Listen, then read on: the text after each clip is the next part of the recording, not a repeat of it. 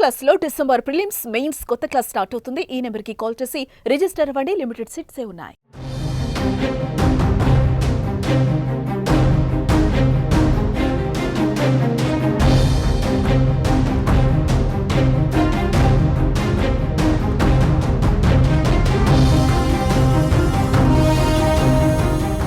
బంగాళాఖాతంలో ఏర్పడిన అల్పపీడనం ఏపీ వైపు వస్తోంది.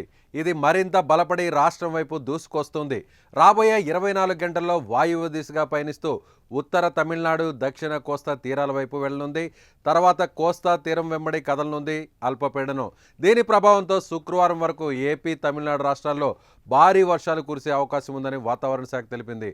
నేడు ఏపీలో విశాఖపట్నం, అనకాపల్లి, కాకినాడ, పొట్టి శ్రీరాములు, నెల్లూరు, తిరుపతి, విజయనగరం, కృష్ణా, బాపట్ల, ప్రకాశం, అల్లూరి సీతారామరాజు జిల్లా, అదేవిధంగా డాక్టర్ బిఆర్ అంబేద్కర్ కోనసీమ, శ్రీకాకుళం, పార్వతీపురం, మన్యం జిల్లాల్లో భారీ వర్షాలు కురవనున్నాయని వాతావరణ శాఖ హెచ్చరించింది.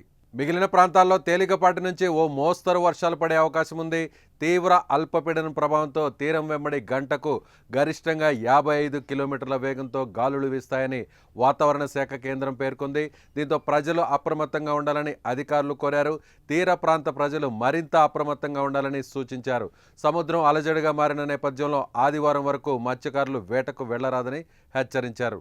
ఇక అల్పపీడనం ప్రభావంతో రాష్ట్రంలోని పలు ప్రాంతాల్లో ఇప్పటికే వర్షాలు కురిశాయి. తిరుపతి, బాపట్ల, ఏలూరు, అనకాపల్లి, విశాఖపట్నం, విజయనగరం, శ్రీకాకుళం తదితర జిల్లాల్లో బుధవారం తేలికపాటి నుంచి ఓ మోస్తరు వర్షాలు కురిశాయి. పలు జిల్లాల్లో సముద్రం అల్లకల్లోలంగా మారింది.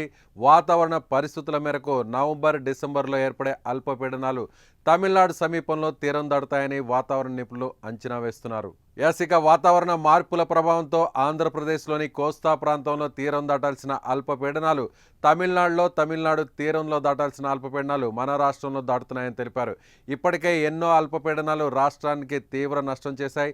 ప్రధానంగా రైతాంగానికి తీవ్ర నష్టం చేకూరింది. కేవలం 1 నెల రోజుల వ్యవధిలోనే దానా, ఫెయింజల్ తుఫాన్లు ఏర్పడ్డాయి. ఇక సుమారు 6 అల్పపీడనాలు అక్టోబర్ నుంచి డిసెంబర్ మొదటి వారం వరకు ఏర్పడ్డాయి. ఈ నెలాఖరికి మరో అల్పపీడనం ఏర్పడే అవకాశం ఉన్నట్లుగా వాతావరణ శాఖ చెబుతోంది.